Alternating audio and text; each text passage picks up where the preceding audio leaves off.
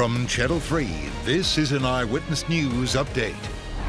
And thanks for joining us. I'm Kevin Hogan. Eversource now says they hope to have 90% of customers back with power by tomorrow night. So let's take a look at the latest numbers. Right now, Eversource reporting over 240,000 customers are still without power. United Illuminating, meanwhile, has over 18,000 people in the dark. UI says they hope to have everyone back with power by Monday. Meanwhile, a gas leak led to scary moments for families in Newington this morning. 80 homes were notified and at least a half dozen evacuated. The Newington fire chief says a tree smashed into the roof of a home on East Robbins Avenue near Main Street during a Tuesday storm.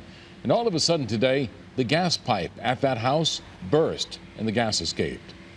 It was loud. Police officer arrived on the scene, could hear it, and we weren't able to get to it because it's buried under the trees. The house service was buried under the trees. They told us to come here, and then they pushed us back a little bit because you could still smell it. And the gas company dug up that pipe and replaced it. The Newington fire chief says mutual aid from Rocky Hill, Berlin, Wethersfield, as well as Cromwell helped while they responded to the gas leak and other calls for service. It is unclear exactly what led to that pipe bursting. O'Reilly Auto Parts gave some families relief today. The Wethersfield location receiving 184 generators and 350 gas cans to distribute to locations across the state.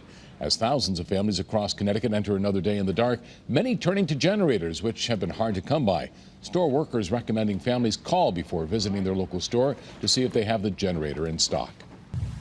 All right, and we're going to have a warm night tonight and an even warmer day tomorrow than we had today.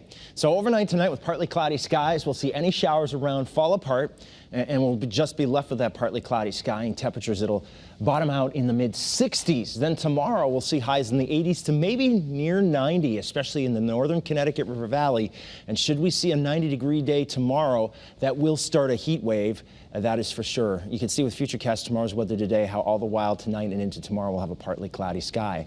So in your early morning 7-day forecast, we'll call for that partly cloudy sky tomorrow and a high of near 90. And you can see how those 90s stretch through most of next week. Eyewitness News is everywhere. Get the latest in-depth headlines anytime on the Channel 3 streaming news app.